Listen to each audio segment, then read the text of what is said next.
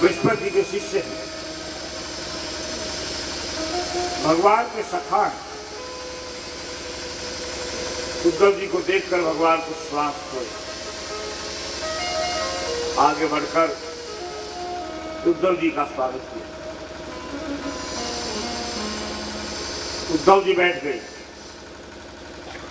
बोले प्रभु मैं एक बात पूछना चाहता हूं। कृष्ण जी बोले उद्धव तुम मेरे अंतरंग मित्र हो। गोकुल में मेरे बहुत मित्र थे, गुरुकुल में एक मित्र। उद्धव बोले यहां तो कष्ट है, चाहे मनुष्यों से कोई अपराध हो गया आप हर समय खोए खोए से रहते, आप हर समय रोते रहते। कल मैं आपके चरण दबा रहा था, आप सो रहे थे,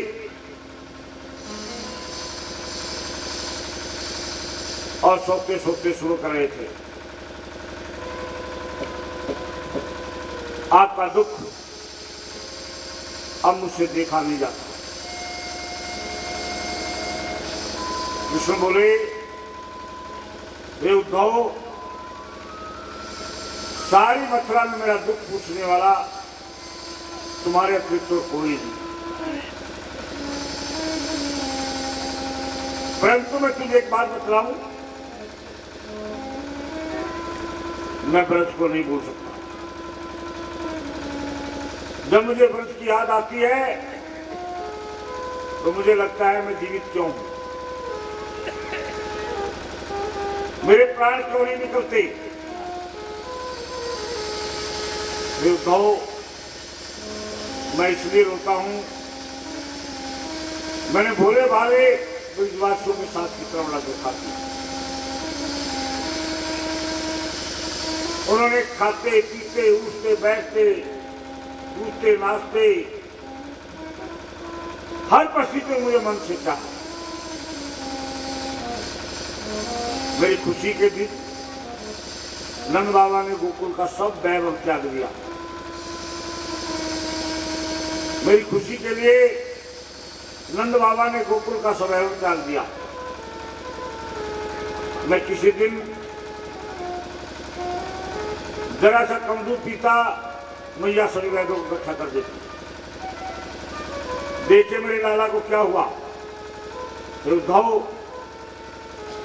जब मैं मुरली बजाता हजारों गाय मुझे घेर कर खड़ी हो जाती, हजारों बछड़े पूछ उठाकर दौड़कर मेरे पास आ जाते। जैसे मैं मुरली बंद कर देता सब तिरछी नजर से मुझे देखने लगते, जैसे कह रही हुए गोपाल मुरली बंद करो। ब्रज की गोपियां का तो मैं ही सब कुछ हूं। मैंने अपनी पश्चिमी मां से झूठ बोला, मैं परसों आ जाऊंगा। क्या ये समझ न्याय नहीं है? मुझे उन सबकी याद आती है, तो इसका मतलब वे लोग भी मुझे याद करते होंगे। यदि वे मुझे याद नहीं करते तो मुझे इनकी फरियादों से क्या लेना देना। उद्धव तुम ऐसा करो, एक बार वृंदावन जाओ, सबको मेरा नमस्कार समाचार सुना करके, गोपियों को ज्ञान का उपदेश करके उन्हें समझाना। उद्धव जी सोचने लगे ये गांव की कुंवारिन मेरे ज्ञान को क्या समझे। मैं बृहस्पति का शिष्य, यदुवंशियों का मंत्री, वेदांत का प्रकांड विद्वान उद्धव जी महान ज्ञानी थे। परंतु भक्त नहीं। भक्ति के भाव में ज्ञान लग रहा है, उनके ज्ञान को भक्ति का साथ नहीं था। भक्ति रहित ज्ञान मानव को अभिमानी बना देता है। भक्ति के बिना ज्ञान, ज्ञान के बिना भक्ति अपूर्ण है। उद्धव जी का ज्ञान, गोपियों की भक्ति दोनों महत्वपूर्ण है। उद्धव जी की निष्ठा ज्ञान में, गोपियों की निष्ठा प्रेम में, भक्ति में। बिना प्रेम भक्ति के ज्ञान अधूरा है, निरर्थक है। गोपियां प्रेम की झलक, प्रेम की ध्वजा है गोपियां। उद्धव ज्ञान की मूर्ति है। भगवान दोनों का समन्वय करना चाहते हैं। उद्धव जी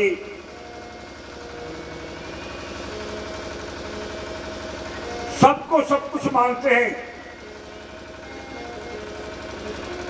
उन्होंने प्रेम रक्षणा भक्ति का ऐसा पाठ पढ़ रखा है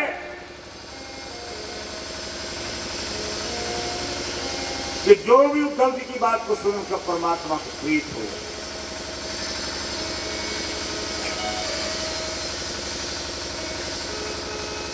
अब भगवान ब्रज में भेज रहे हैं, परंतु भक्तिहीन ज्ञानी बाचाल होता। भगवान कृष्ण चाहते हैं कि एक बार जब उद्धव गोकुल के अंदर अवश्य जाए, लेकिन जो भक्तिहीन ज्ञानी होता वो बाचाल होता। वे बोले आप पत्र क्यों नहीं लिख देते? आप हर सप्ताह पत्र लिखो, वो आपको उत्तर देते रहेंगे। कृष्ण बोले पत्र से प्रेम का पूर्ण संदेश कैसे पहुंचाया जा सकता है?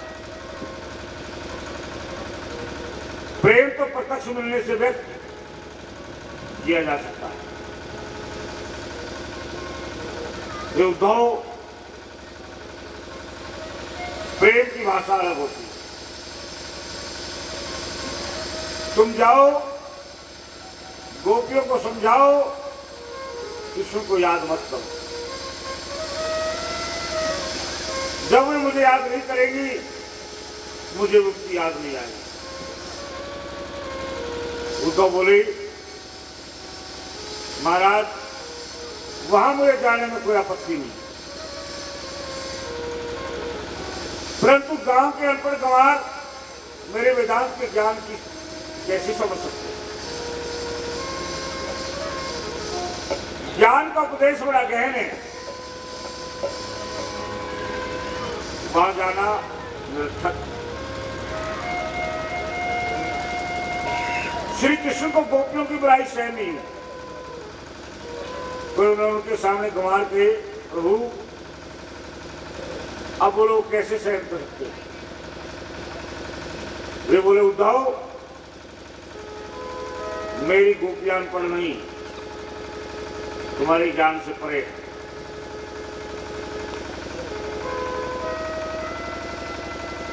वे शुद्ध प्रेम की कला है, वो अनपढ़ नहीं है। तुम्हारे जैसे नागरिक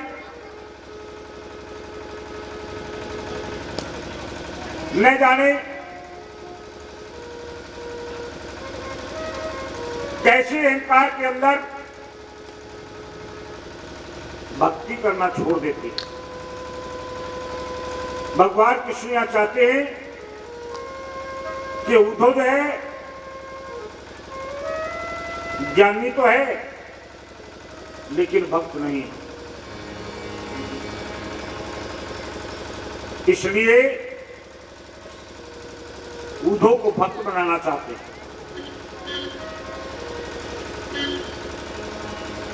अब जब गांव की ग्वारी ने कहा उद्धव ने, तो भगवान उसको कैसे सहन करती।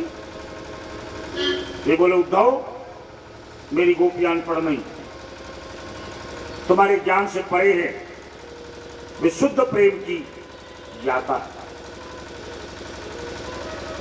उनका मन निरंतर मुझ में लगा रहता है, उनका प्राण और जीवन मैं हूं, वे स्नेह की ज्योति है।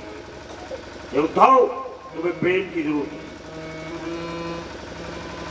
तुम्हें भक्ति की जरूरत है, उनको ज्ञान की जरूरत है, तुम्हें वहां जाना ही होगा। उद्धव की इच्छा नहीं है, परंतु भगवान की आज्ञा को नहीं टाल सकते। बोले ठीक है, प्रभु मैं गया और आपका संदेश देकर अभी आया। कृष्ण बोले उद्धव, सबसे कहना, कन्हैया तुम सबको बहुत याद करता है, माता से कहना मेरे वियोग में रोना मत। सारी रात भगवान उद्धव जी को समझाते हैं। प्रातःकाल जब उद्धव जी जाने लगे तब भगवान ने अपना पीताम्बर और वैजंत की माला उद्धव को दी। कहा इनसे गोपियों को विश्वास हो जाएगा तो मेरे अंतरंग सखाओ, वे तुमसे खुद कर बात कर लेंगे। उद्धव का रथ चलने लगा। तब श्री कृष्ण ने कहा मेरे माता पिता को प्रणाम करें, उन्हें आश्वासन देना कन्हैया जरूर आएगा। इतना कहते कहते कृष्ण जी रोने लगे। उद्धव जी की समझ में नहीं आता, ब्रज की याद करते ही प्रभु रोने क्यों लग जाते। प्रिय तेशीजनों, सुखदेव जी राजा परीक्षित को बता रहे हैं कि जिस दिन से भगवान वृंदावन छोड़कर गए हैं उनके मित्रों की स्थिति दयनीय हो गई। वे सूर्य निकलते ही मथुरा के मार्ग पर बैठ जाते हैं, टकटकी लगाकर मथुरा की ओर देखते रहते हैं। लाला अब आएगा, लाला अब आएगा। शाम तक लाला नहीं आते, लौटकर वापस घर चले जाते। जाकर कहते मैया लाला बड़े पत्थर दिल का निकला, आज भी नहीं आया। परसों भी कहकर गया था, वर्षों बीत गए। मित्रों को रात भर नींद नहीं आती। गायों ने घास खाना छोड़ दिया। नंद यशोदा ने अपने मुख में एक दाना नहीं रखा। दिन को चैन नहीं, रात को नींद नहीं। ग्वाले नित्य की तरह रास्ते में बैठे हुए। दूर से एक रथ आता दिखाई दिया। बालकों ने सोचा लाला ही होगा। वे दौड़ते हुए रथ के पास पहुंचे, देखा उसमें तो कोई और बैठा। बोले भैया जय श्री कृष्ण। उद्धव बोले जय श्री कृष्ण, मैं मथुरा से आया हूं, मेरा नाम उद्धव है, मैं कृष्ण का मित्र हूं, उन्होंने मुझे भेजा है, मुझे नंद बाबा के घर का रास्ता बताओ। ब्रजवासी चुप हो गए। उद्धव बोला मैं सत्य बोल रहा हूं, कृष्ण जी आप सब लोगों को बहुत याद करते हैं, इसलिए उन्होंने मुझे भेजा है। बालक कहने लगे उद्धव जी हम कन्हैया को सुखी करने के लिए उसकी सेवा करते थे, हम कभी सोच ही नहीं सकते थे कि वो इतना निष्ठुर होगा। यहां तो कन्हैया के बिना सब कुछ सुनना है। बंसी भट्ट, यमुना किनारा, वृंदावन सब उदास। उद्धव ने नंदरानी के महल में प्रवेश किया। सामने नंदरानी माला लिए बैठी है। उद्धव ने चरणों में प्रणाम किया। यशोदा के हाथ से माला छूट गई। बोली भैया कौन है, जरा धीरे से बोल। ये प्रेम ऐसी चीज होती है, भाव ऐसी चीज होती है,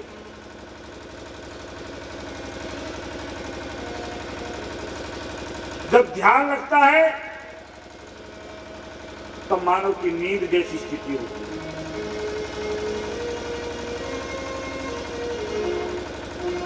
ध्यान में व्यक्ति सब कुछ भूल जाता है कि मैं कर क्या रहा हूं।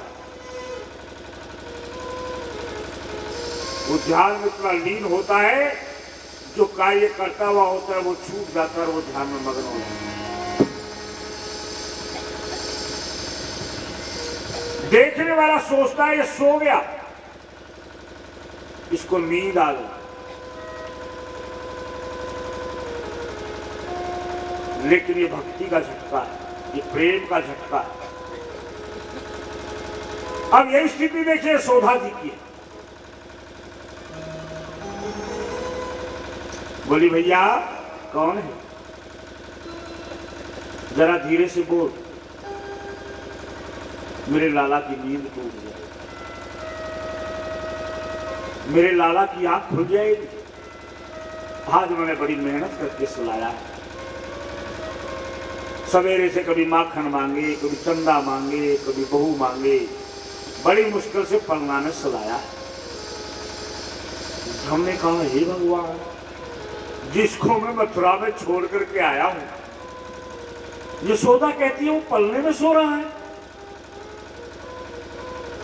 माता यशोदा उद्धव जी को जन्म से लेकर मथुरा जाने तक की सभी लीलाओं का विस्तार से वर्णन सुना। नंद जी कहते उद्धव, हमसे ऐसा कौन सा अपराध हो गया, कन्हैया हमसे क्यों रूठ गया, वह जहां है हमें वहीं ले चलो। सुबह सुबह उद्धव जी टहलने गए, एक बाग में गोपियां बैठी बात कर, एक गोपी कहती है सखी रात शाम मेरे सपने में आए, मेरी सारी दही पी गई, माखन की मटकी उठा रहे थे, मैं पकड़ने दौड़ी तभी आंख खुल गई। एक गोपी कहती है आज शाम मुझे पनघट पर मिले, मुझे मटकी उठवाई, मेरे साथ साथ घर तक आया, पीछे मुड़कर देखा आंख खुल गई। एक गोपी बोली तुम बड़ी भाग्यशाली हो, तुम्हें स्वप्न में दर्शन हो रहे हैं, मेरी तो उस दिन से नींद ही चली गई, मुझे तो स्वप्न आए तो कैसे आए। विशाखा बोली कृष्ण तो कब के नहीं, वह तन का नहीं मन का भी काला, राजा बनते ही भूल गया। ललिता बोली क्या करूं, मैं लाला को जितना भूलने की कोशिश करती हूं उतना ही अधिक याद आता है। कल मैं जल भरने गई, मुझे बांसुरी का स्वर सुनाई दिया, मैंने इधर उधर देखा तो लाला कदम के पेड़ पर बैठा बांसुरी बजा। लाला के दर्शन करके मैं ऐसी बावरी हो गई, बाल्टी की जगह अपने बच्चे को बांधकर कुएं में लटका। एक गोपी बोली मैं कल शाम यमुना पर गई, तभी कान्हा आ गया, मैं अंधेरे के कारण डर रही थी, मेरे सिर पर घड़ा रखा, बातें करता करता घर तक छोड़। गोपी आपस में बैठी इस तरह से बातें कर रही थी, तभी उद्धव जी स्नान आदि से निवृत्त होकर पीतांबर पहनकर गले में वैजंती माला डालकर आए। गोपियों ने प्रणाम किया। उद्धव बोले मेरा नाम उद्धव है, मैं कृष्ण का सखा हूं, मथुरा से तुम्हारे लिए संदेश लेकर आया। गोपियां बोली क्या श्री कृष्ण मथुरा में ही बसते हैं, वो तो सर्वत्र है, वो देखो कदम के पेड़ पर बैठा कन्हैया मुरली बजा रहा। जब उद्धव और गोपियों के बीच में ये बातें हो रही थी तभी वहां एक भंवरा उड़ता हुआ। एक गोपी बोली देखो ये भी काला है, लगता है ये भी कृष्ण का ही मित्र है, हम जानते हैं ये कपटी कृष्ण का दूत है, वो आज का नहीं, वो जन्म जन्म का कपटी है। बेचारे बाली ने क्या बिगाड़ा था, उसे चिपकर मार दिया। बलि ने क्या बिगाड़ा था, वामन मर के लूट लिया। प्रेम करने आई शूर्पणखा उसके नाक कान काट लिए। अरे भंवरे, उसके साथ जिसने प्रेम किया उसी को धोखा दिया। स्वार्थी है, कपटी है। मौध्वज ने प्रेम किया, बेटे की गर्दन पर आरा चढ़वा दिया। हरिचंद्र ने प्रेम किया, पत्नी को बिकवा दिया। शिवी ने प्रेम किया, शरीर काटकर राज्य में चढ़ना पड़ा। अरे भंवरे, हमने उससे प्रेम किया, हम एक एक पल याद में मर गए। क्या करें, प्राण भी तो नहीं निकलते, झंझट ही समाप्त हो जाए। अरे भंवरे, हम सब कहते हैं, सब कुछ कहने के बाद भी हम उसे भूल नहीं सकते। एक गोपी बोली, तुम कृष्ण को कपटी कह रही हो? यदि इसने जाकर कह दिया? तब एक गोपी बोली, भंवरे नहीं, मैं हाथ जोड़कर कहती हूं, ये सब बातें मथुरा जाकर मत। उनको याद करना तो हमारा जीवन है। यदि वे हमारी बात सुनकर दुखी हुए तो हमारे लिए संकट मृत्यु से बढ़कर है। तुम तो ये बताओ, कन्हैया ठीक है या नहीं? क्या कभी कन्हैया हमें याद करता है? भंवरा तो चला गया।